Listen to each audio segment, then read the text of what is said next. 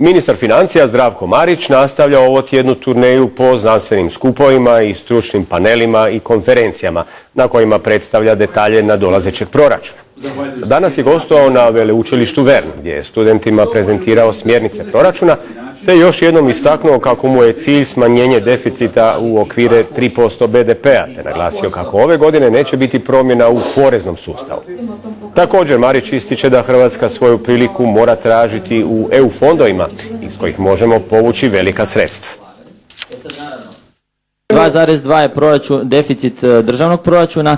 Nakon toga kada dodate još izvan proračunske korisnike, njih 6, koji su prema nacionalnoj metodologiji ulaze u obuhvat, i kada dodate još cjelokupnu sve jedinice lokalne, odnosno područne regionalne samouprave, dolazite na deficit od 2,7% bruto domaćeg proizvoda ili nekakvih 9,2 milijarde kuna. Mogu reći da se trebalo ići na veće smanjenje deficita, na veće rezanje rashoda.